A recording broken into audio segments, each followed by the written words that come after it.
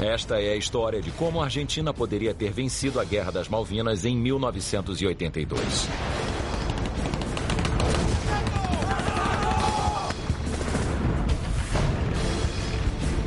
Alguns eventos narrados a seguir nunca aconteceram, mas poderiam ter ocorrido e mudado a história. Os especialistas e protagonistas são reais. Se os britânicos sofressem um contra-ataque, estariam perdidos, não venceriam. Se os argentinos tivessem resistido mais 2 semanas, talvez tivessem triunfado.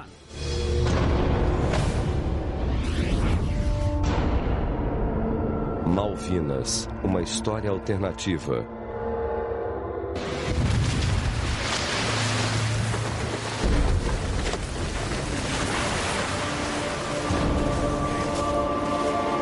Nas primeiras horas de 2 de abril de 1982, um grupo de comandos da Armada Argentina iniciou a ocupação das Ilhas Malvinas. 800 soldados apoiados por navios de guerra e tanques anfíbios conseguiram a rendição da pequena guarnição britânica que defendia as ilhas.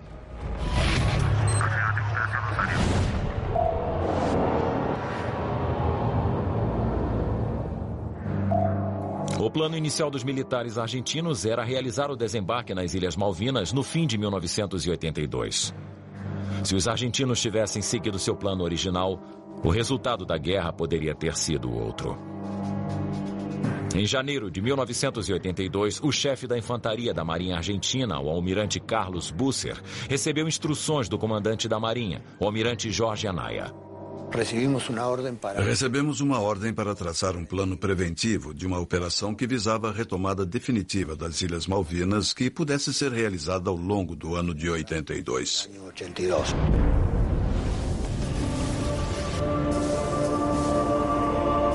As Malvinas são um arquipélago isolado, situado a 600 quilômetros da costa sul-americana. Desde seu descobrimento no século XVII, foram ocupadas por espanhóis, franceses, argentinos e britânicos. A história desse arquipélago é repleta de controvérsias. São chamadas de Malvinas pelos argentinos, Falklands pelos britânicos e Malouines pelos franceses. Em certa época, as ilhas eram ocupadas por 2 colônias, uma francesa e outra inglesa. Nenhuma das duas sabia da existência da outra. Em 1981, a junta militar que governava a Argentina decidiu retomar as Ilhas Malvinas para conquistar popularidade. Essa causa era uma das poucas que poderia unir a sociedade argentina insatisfeita depois de 5 anos de ditadura. O general Galtieri, líder da junta militar, favoreceu a operação de retomada para forçar os ingleses a negociar a soberania das ilhas.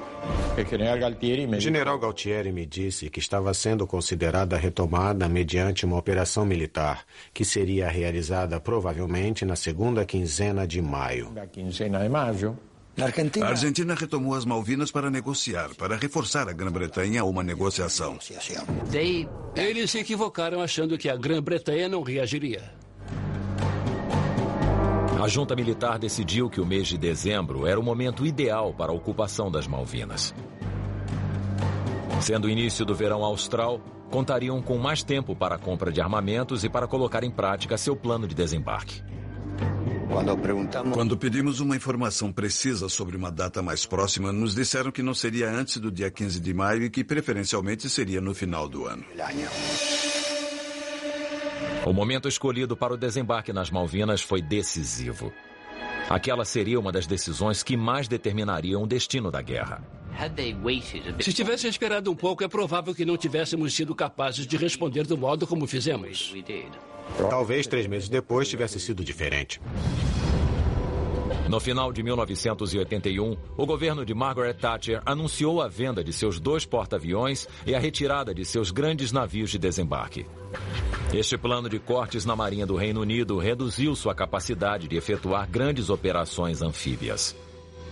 A Marinha Real seria reduzida a uma força de defesa costeira.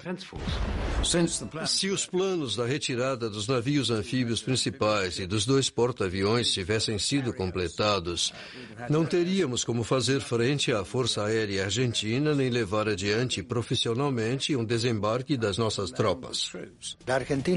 A Argentina teria tido uma oportunidade melhor por 2 motivos. Primeiro, porque a Grã-Bretanha estava desmobilizando muitas unidades navais. Por outro lado, a Argentina esperava receber um material de ataque bastante moderno. Se a Argentina tivesse mantido a data original do plano, a história das Malvinas poderia ter sido muito diferente. Talvez, se não tivéssemos sido capazes de montar a Operação, as Falklands seriam chamadas de Malvinas desde 1982.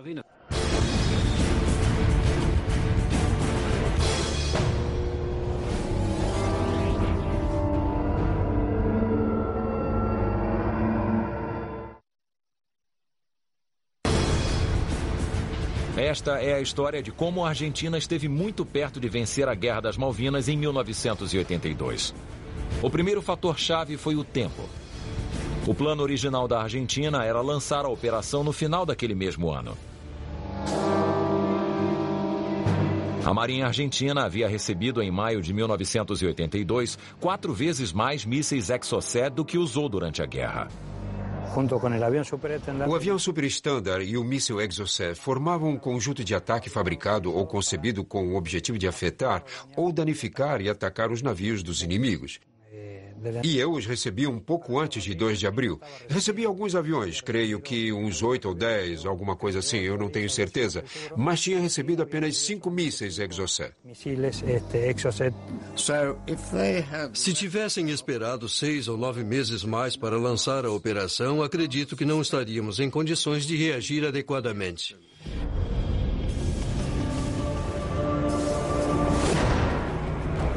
No início de 1982, a junta militar argentina enfrentava sérios problemas. Em 30 de março, houve a primeira manifestação pública maciça em 6 anos. Os cidadãos reivindicavam eleições gerais. A junta precisava de uma ação extraordinária que revertesse sua crescente impopularidade. A retomada das Malvinas, uma aspiração eterna da sociedade argentina, parecia a saída ideal para se conseguir isso.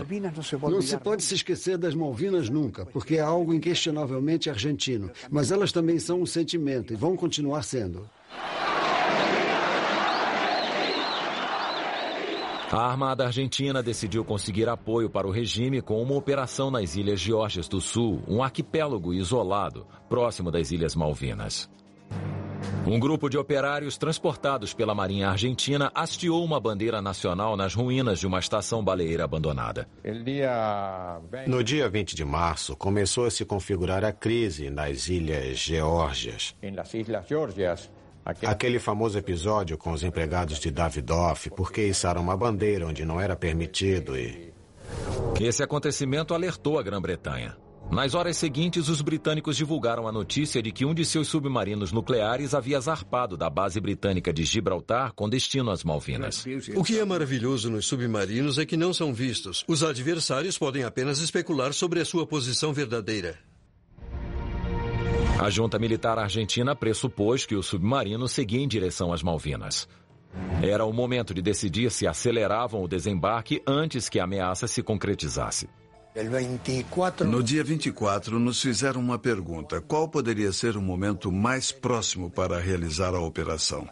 Avaliamos qual era a nossa situação. Se nos dessem uma ordem imediata, talvez pudéssemos zarpar no dia 28. Finalmente, a junta ordenou que o plano para tomar as Malvinas fosse realizado 5 meses antes do planejado, para que se antecipassem a chegada do submarino nuclear.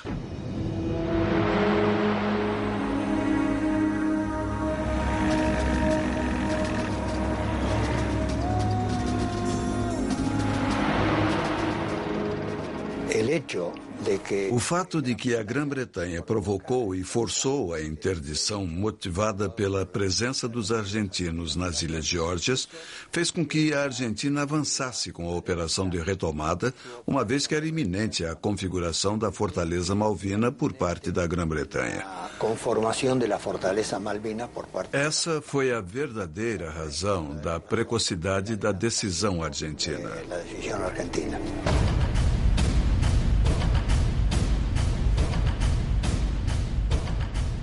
Na verdade, os britânicos não haviam mandado nenhum submarino para as Malvinas. Eles presumiram que a notícia de que um submarino nuclear nosso estava se dirigindo rumo ao Atlântico Sul era verdadeira. Isso nos deu tempo para preparar outros 3 submarinos nucleares para enviar às Malvinas. Se não tivessem interpretado erradamente a informação, é provável que não tivessem iniciado a operação em abril. O momento escolhido pelos argentinos não poderia ser mais desfavorável. Os melhores navios da frota britânica estavam realizando exercícios de guerra. Por esta razão, não levaram muito tempo para preparar uma resposta ao desafio argentino no Atlântico Sul. Eu fiquei surpreso com a rapidez com que nosso governo resolveu a situação. Nos anos anteriores, houve muitos discursos e pouca ação em situações semelhantes à das Malvinas. Na verdade, eu simplesmente esperava que nada fosse acontecer. A frota britânica se preparou tão rapidamente que não chegou a descarregar dos navios as armas nucleares que levava. Um segredo que o governo britânico ocultou durante anos depois de terminada a guerra. A junta militar naquele momento continuava achando que a força-tarefa fazia parte de uma operação da Grã-Bretanha de ação psicológica para pressionar e que uma guerra continuava sendo um cenário improvável.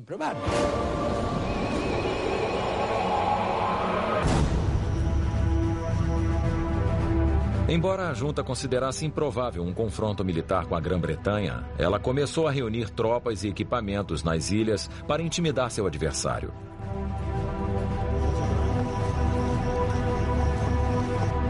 No entanto, seus melhores regimentos mantiveram-se na fronteira ocidental para evitar um possível confronto com o Chile.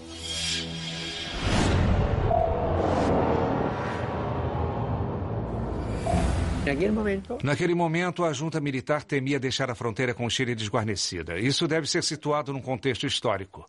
No final de 1978, a Argentina tinha estado à beira de uma guerra com o Chile. Não podiam retirar as tropas que estavam na fronteira com o Chile e correr o risco de que o agravamento do conflito com os britânicos nas ilhas pudesse simultaneamente produzir uma ação em 2 frentes contra o Chile e a Grã-Bretanha. Por isso, não há certeza de que levaram tropas do litoral e tropas da Grande Buenos Aires. Grande parte dos 11 mil soldados argentinos nas Malvinas era de recrutas pouco treinados, provenientes de regiões do noroeste da Argentina. Aqueles eram regimentos pouco acostumados ao clima frio e úmido das ilhas. Somente o 5º Batalhão de Infantaria da Marinha estava preparado para a guerra que se aproximava.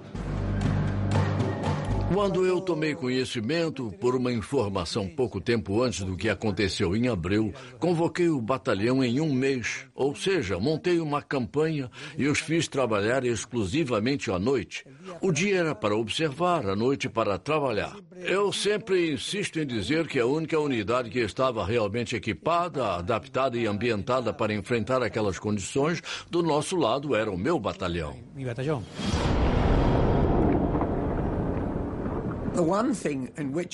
Eu tinha certeza, desde o começo, de que a superioridade estava nas pessoas. Nós não apenas contávamos com os fuzileiros britânicos e os soldados, mas também tínhamos os melhores deles. Além disso, recebemos o reforço de 2 regimentos de paraquedistas altamente qualificados.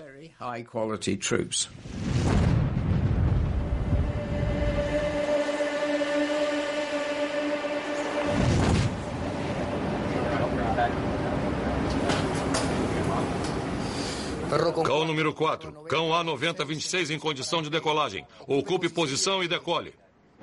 A vitória nos conflitos modernos tende a ser conquistada por aquele que domina os céus. Cão número 4. Malvinas decolou 22. Comunica ao controle de radar. A Guerra das Malvinas não foi uma exceção. A Argentina teria a oportunidade de dominar os céus das ilhas com a simples construção de uma base nas Malvinas, de onde eles coordenariam seus aviões de combate mais poderosos. Tinham um lugar perfeito para fazê-lo.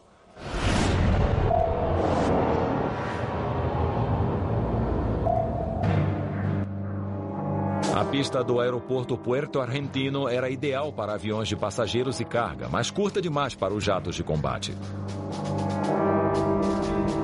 Isso obrigou a Força Aérea a coordenar das bases situadas no continente.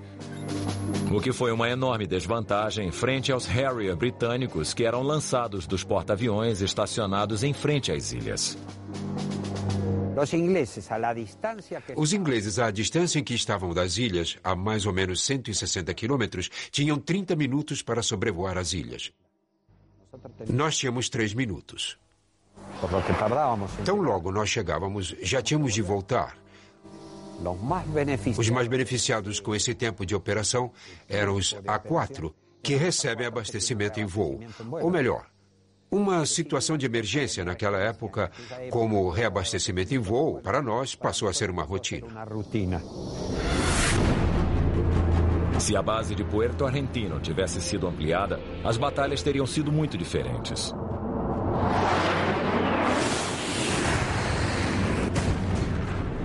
Os aviões argentinos, muito mais numerosos do que os britânicos, teriam contado com o tempo e o alcance suficiente para chegar ao coração da frota britânica. Eles teriam nos provocado sérios problemas caso seus aviões mais rápidos tivessem ido mais longe. Os efeitos teriam sido muito mais graves sobre a nossa frota e talvez tivessem conseguido expulsar os nossos porta-aviões para fora da zona de combate. A frota britânica não poderia permitir a perda de seus navios principais. Se um dos porta-aviões ou um de seus 2 grandes navios de desembarque tivessem sido postos fora de combate, a frota inteira teria de regressar ao Reino Unido. Se tivéssemos perdido um só dos 2 porta-aviões, provavelmente não teríamos conseguido manter a campanha. Teria sido um problema operar com apenas um deles. O mesmo acontecia com os 2 navios anfíbios, que eram vitais para realizar o desembarque. Tampouco teríamos contado com plataformas para os nossos helicópteros, nossos jipes e para os Harriers. Toda a operação teria sido arruinada por completo. A possível extensão da base aérea de Puerto Argentino era uma ameaça tão grave que os comandantes britânicos consideraram a possibilidade de uma resposta drástica diante da ampliação da pista. Teríamos de ter chegado mais longe. Não sei se teríamos chegado à opção nuclear. Não sei até que ponto chegaríamos, mas o certo é que teríamos tomado medidas nesse sentido.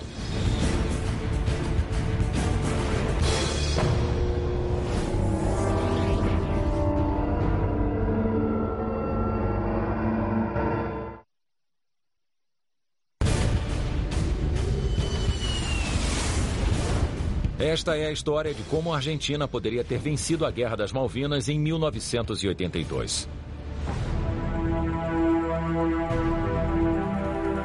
Em 12 de abril, os submarinos britânicos chegaram às águas do Atlântico Sul, alertando o inimigo de que qualquer embarcação que navegasse a menos de 320 quilômetros de distância das ilhas seria afundada. A guarnição argentina nas Malvinas não tinha recebido os equipamentos necessários para ampliar a pista aérea. Não seria possível nos instalarmos naquela base porque, tecnicamente, não estávamos em condições de transportar todo o aparato de armamento. Um caça-bombardeio ou um avião interceptor necessita de uma pista mais longa.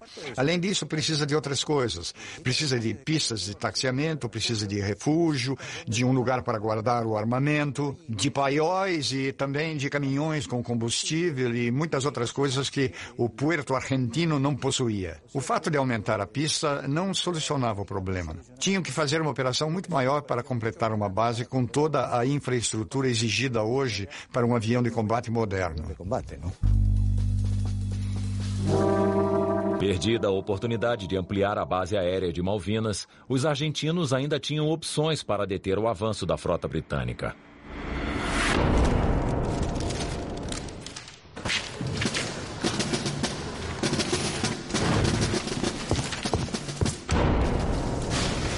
Senhor, aqui está. Deixa-me ver. A Marinha Argentina tinha todas as ferramentas para enfrentar os ingleses. A questão era como utilizá-las de maneira eficiente.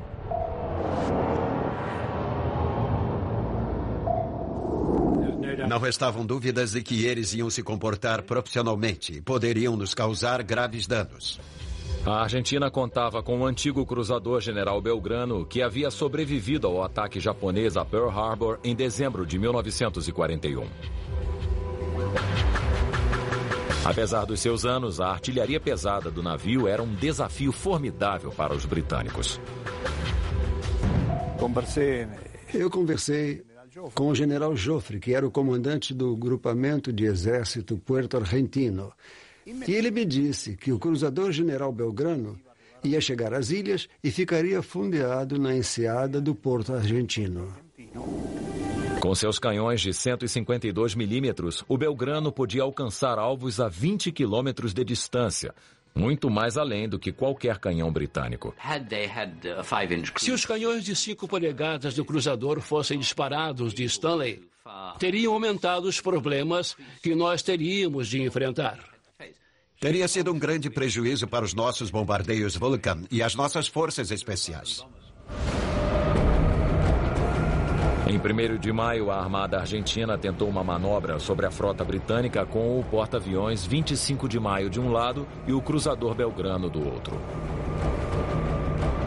Tentaram fazer o ataque no dia 1º à tarde. Essa articulação de que estou falando, ou melhor, os aviões estavam prontos, estavam camuflados, prontos para decolar, prontos para fazer o ataque.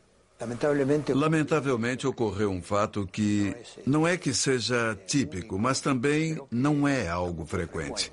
Aconteceu uma calmaria e não era possível fazer com que os aviões saíssem ou decolassem dos porta-aviões.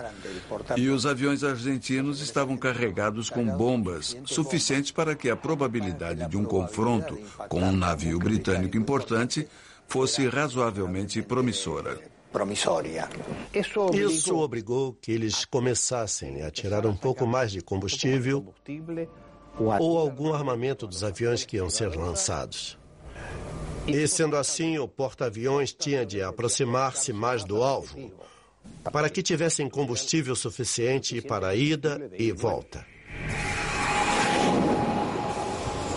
E foi naquele momento, quando estavam se aproximando, que um avião de exploração inglês detectou que um navio argentino estava nas proximidades. O fator surpresa, que naquele momento era vital para fazer o ataque sobre as forças britânicas, havia desaparecido. Os argentinos desistiram do ataque tarde demais. O cruzador Belgrano foi afundado por 2 torpedos lançados pelo submarino nuclear Conqueror. Os projéteis que o afundaram também tinham sido fabricados com tecnologia da Segunda Guerra Mundial. Com o Belgrano, 323 vidas foram perdidas, a metade das mortes argentinas durante a guerra. A partir daquele ano, os almirantes argentinos não quiseram arriscar a perda de mais navios e os mantiveram em águas rasas nas proximidades do continente. Foi uma ótima notícia quando nós soubemos que toda a frota argentina voltava para seus portos. Não saíram novamente de lá durante o resto da guerra. Isso nos deu uma grande vantagem. Eles decidiram lançar uma ofensiva usando todos os seus meios aéreos. A situação era ainda muito séria para nós. 2 torpedos velhos acabaram com o moral da frota argentina. Seus aviões, no entanto, continuaram atuando. Quando afundaram o Belgrano, eles ainda tinham uma oportunidade, mas perderam toda a vontade de lutar. No dia seguinte ao afundamento do Belgrano, um míssil Exocet argentino acabou com o destroyer britânico Sheffield. Mas a guerra ainda não tinha acabado.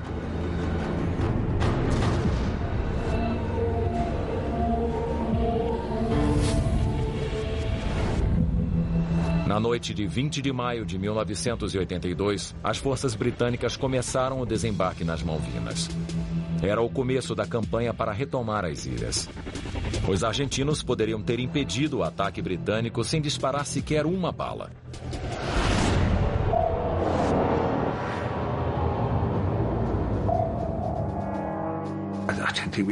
Não creio que pudéssemos ter feito muito. Nossos detectores de minas tinham sido destruídos pela aviação argentina. Não poderíamos ir para nenhum lado. Imaginem o caos que poderiam ter causado. As minas afundavam navios e o nosso comando estava a bordo deles. Seríamos obrigados a voltar para casa. O único meio disponível para sabermos se haviam colocado minas era enviar um navio para ver se ele explodia. Nas Malvinas tínhamos 37 dessas. Elas serviam para minar a entrada do porto, mas eram muito poucas. Então foram colocadas algumas minas na entrada da Baía de Stanley. Mas a Armada não tinha muitas minas, só algumas unidades que já existiam antes da Segunda Guerra Mundial. Os argentinos contavam com poucas minas e muitos locais a defender. Antecipar um lugar de desembarque não era uma tarefa fácil. Eu me lembro que nas minhas exposições, quando estive com os comandantes em chefe, eu disse que nas Malvinas havia pelo menos uma dezena de lugares onde o desembarque seria perfeitamente factível. Tudo dependeria do que os ingleses decidissem.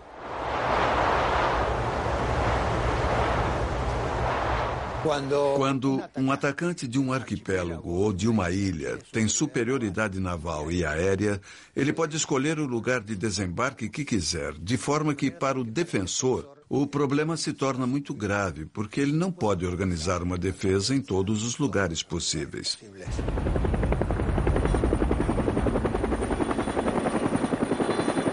A inteligência naval dizia que não seria possível desembarcar em San Carlos, porque os britânicos não iam deixar a frota no estreito, já que estavam muito expostos ao ataque argentino. Lá não poderia acontecer, então aquela zona não foi minada. Sabíamos que haviam minado as praias próximas a Puerto Argentino, as mesmas que usaram para seu desembarque. Por isso procuramos outro ponto para chegar à terra.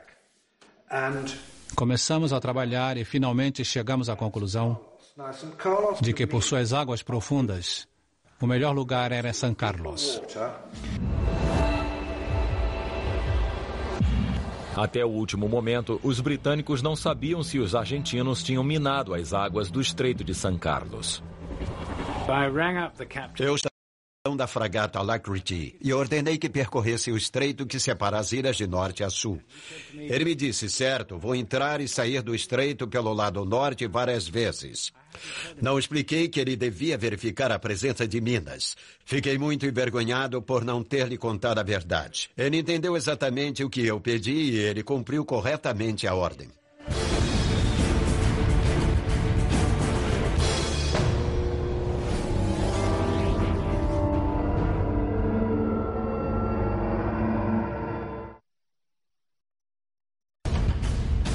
Esta é a história de como a Argentina poderia ter vencido a Guerra das Malvinas em 1982.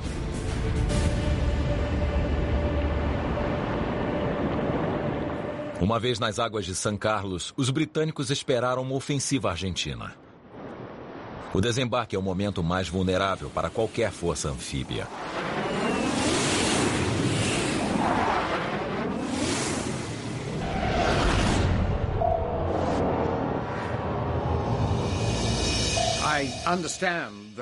Na minha opinião, os argentinos acreditaram que a Operação de San Carlos era apenas um engano.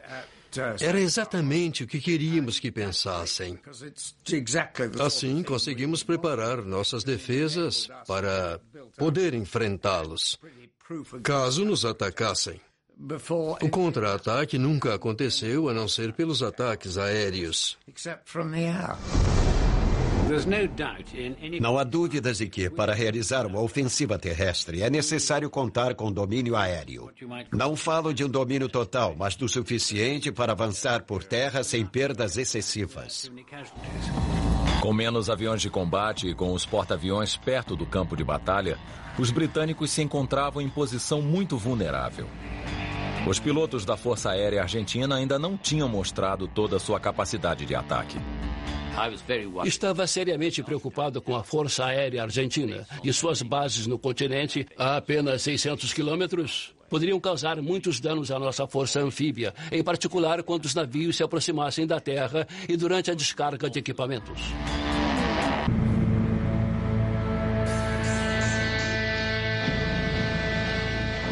Os argentinos também tinham a vantagem de contar com numerosos alvos de ataque. No dia do desembarque, toda a nossa força anfíbia estava em São Carlos e os navios patrulhavam a região externa da Bahia. Era fácil saber quais eram os navios que deviam atacar.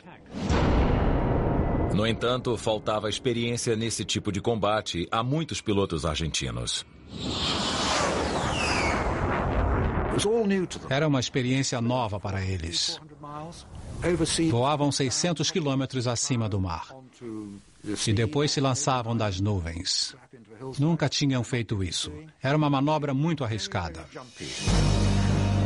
Para ganhar a batalha, os argentinos tinham de atacar os navios de desembarque logístico e de transporte no extremo de São Carlos. Sem eles, os britânicos não poderiam continuar avançando. Os navios logísticos são o alvo principal. O que acontece é que, para chegar aos navios logísticos, aquele que defende seu comboio põe uma escolta destinada a anular o ataque dos aviões inimigos. Os britânicos haviam colocado estrategicamente muitos de seus destroyers e fragatas na porta do canal para surpreender os pilotos argentinos.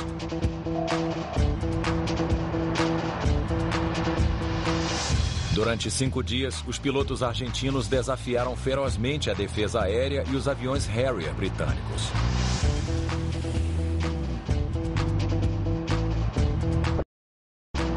Na batalha, eles perderam 17 aviões e 10 pilotos. Seus esforços poderiam ter sido mais eficazes se as bombas tivessem alcançado os alvos corretos. A logística de nossas brigadas dependia totalmente de 6 navios de transporte.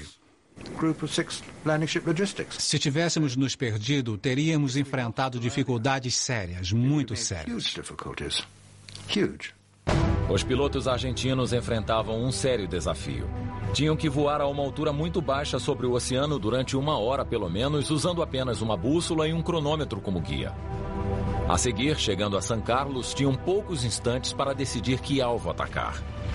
Quando seguiam para a Baía de São Carlos, voavam a 300 metros por segundo, a 2 ou 3 metros da superfície do mar. Entravam numa baía repleta de navios e não havia muito tempo para decidir. A preocupação principal nesses momentos é não colidir com a água. A visão se concentra apenas no que está na frente.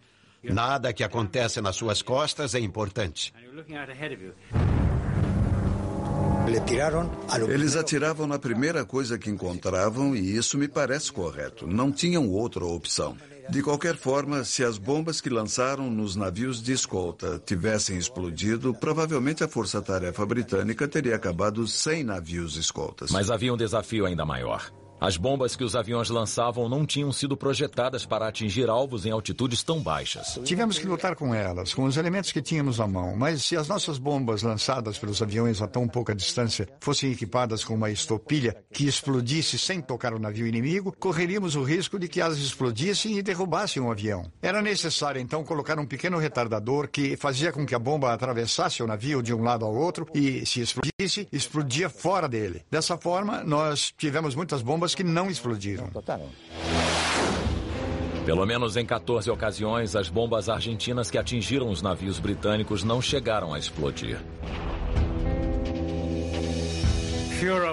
Explodiram menos bombas do que o esperado, quase a metade. Se tivessem explodido, teríamos sido derrotados. As bombas não explodiam porque não foram projetadas para aquele tipo de alvo. Tiveram que ser improvisadas nos dias anteriores. Quando soubemos que a Grã-Bretanha mandara sua frota, pegamos os nossos melhores aviões para fazer exercícios com os instrutores da nossa armada. Se as estopilhas das bombas tivessem sido armadas corretamente, não tem a menor dúvida de que teríamos perdido. Teríamos perdido o dobro de navios de guerra, anfíbios e mercantes. Apesar dos desacertos e das bombas que não explodiram, os aviões argentinos debilitaram a frota britânica. Depois de 5 dias de intenso combate, o almirante Woodward esteve a ponto de comunicar a Londres que a guerra estava perdida. Considerei seriamente a possibilidade de ligar para o governo e informar que havíamos perdido. A situação parecia indicar que logo estaríamos fora do jogo. Em algum momento, é preciso começar a pensar em terminar tudo.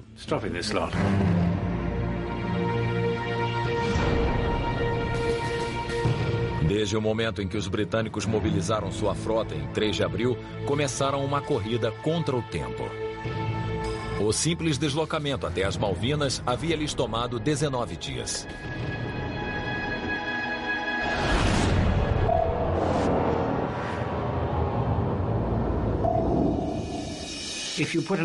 Não se pode colocar um porta-aviões na linha de combate e deixá-lo lá durante meses. 3 meses é o limite de tempo.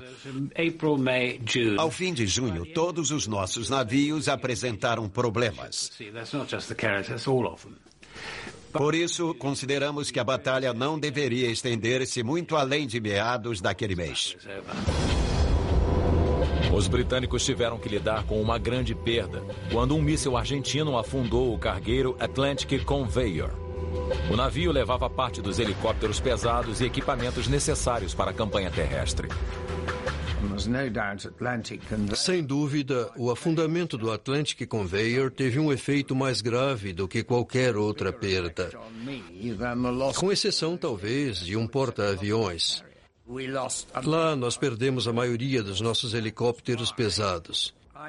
Pelo que me lembro, foi a perda mais significativa que tivemos em toda a guerra.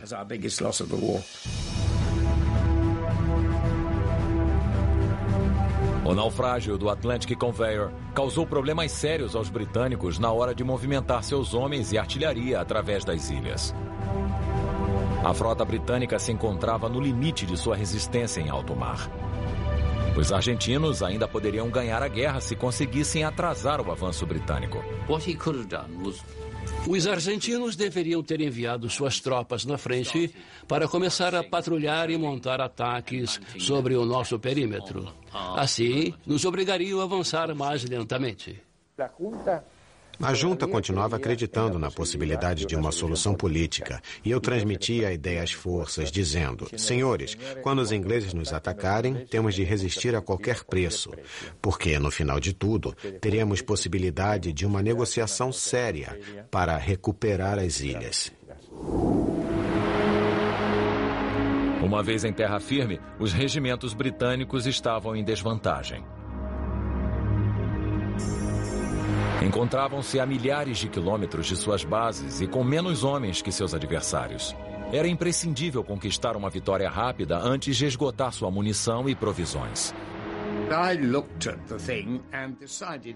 Observei a situação e entendi que era preciso estabelecer uma superioridade moral sobre o comandante argentino. Foi por isso que mandei o comandante Thompson dar início a uma batalha e ordenei que ele demonstrasse nossa vontade de ganhar.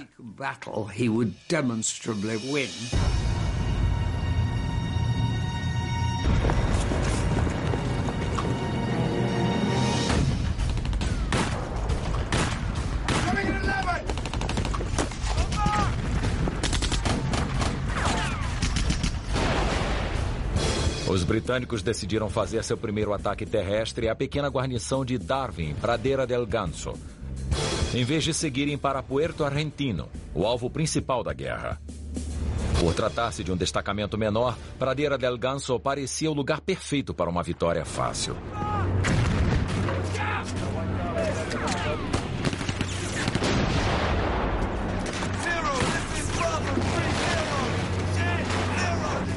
Mas os britânicos subestimaram a guarnição argentina lá estabelecida. Nós tínhamos uma inteligência realmente pobre em relação ao que acontecia nas ilhas. Com certeza, nunca imaginamos a grande quantidade de tropas que havia em Pradeira del Ganso e fomos apanhados de surpresa. Fiquei surpreso pela nossa demora para conquistar Pradeira del Ganso. Nunca pensamos que fosse uma missão tão árdua e com certeza nos tomou muito mais tempo do que havíamos planejado. Deviam ter nos deixado de lado e seguir diretamente até Puerto Argentino.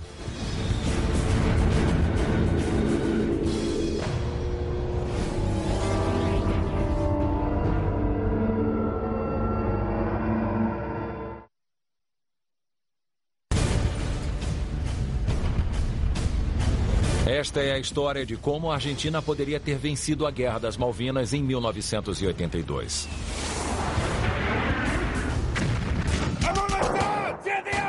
Depois de 2 dias de um confronto feroz, os britânicos tomaram Pradeira del Ganso. Não foi uma vitória fácil, como haviam previsto. Se a resistência argentina tivesse mostrado a mesma firmeza nas batalhas seguintes, os britânicos teriam esgotado suas munições e provisões antes de chegar a Puerto Argentino.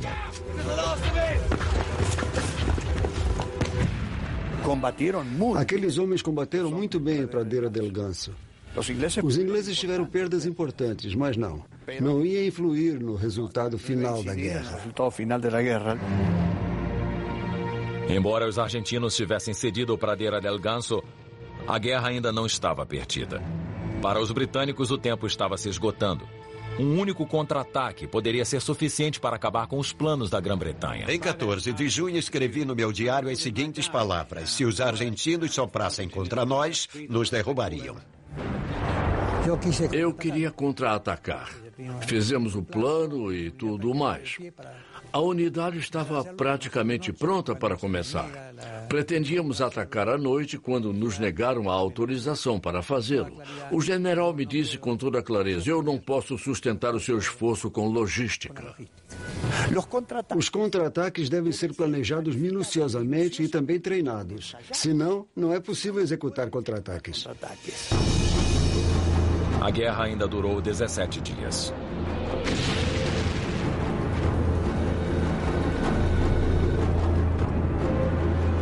Os problemas que afetaram as tropas argentinas desde o início da guerra iam piorando com as batalhas seguintes.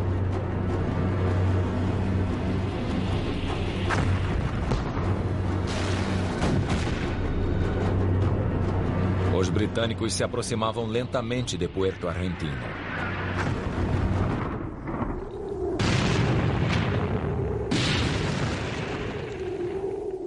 Quando os britânicos chegaram à capital das Malvinas, os argentinos já estavam muito debilitados.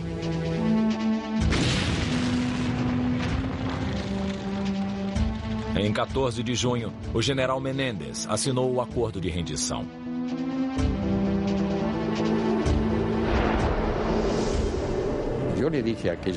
Naquela manhã de 14 de junho, eu disse ao general Galtieri: não posso exigir mais dos soldados que se empenharam tanto e que perderam tanto. Agora temos que assumir uma responsabilidade histórica. Bom, eu a assumi. Era a minha missão como comandante naquele momento.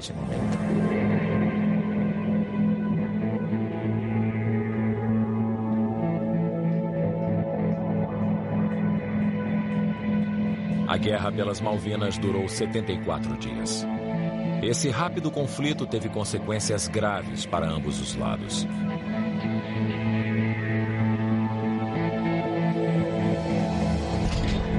A queda da junta militar argentina foi acelerada pela derrota numa guerra em que se tentava recuperar a confiança de um povo desiludido.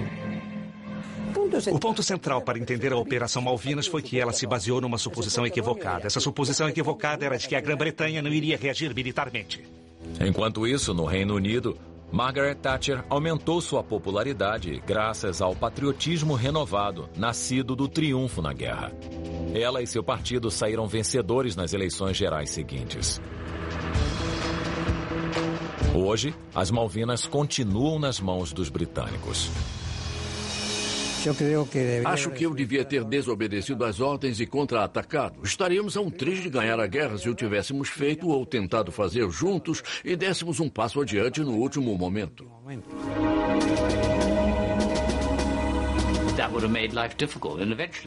Isso não teria sido complicado. E talvez tivesse enfraquecido o avanço britânico, causando muitas baixas, e poderia ter forçado a opinião internacional a pressionar a Grã-Bretanha a chegar a algum tipo de acordo. Acho que poderia ter havido, em determinado momento, uma trégua, um armistício. Talvez pudesse ter havido alguma solução intermediária. O que acontece é que, dado o fervor que sempre foi gerado na Argentina, qualquer alternativa a esta característica teria parecido uma derrota política da junta militar. Quando a Guerra das Malvinas começou em abril de 1982, seu resultado era imprevisível. Dizem que a arte da guerra consiste em se cometer menos erros que o adversário. O conflito pelas Malvinas prova isso. Um erro a menos cometido pelos argentinos e um a mais pelos britânicos poderiam ter mudado o curso da história. Versão brasileira Audiocorp.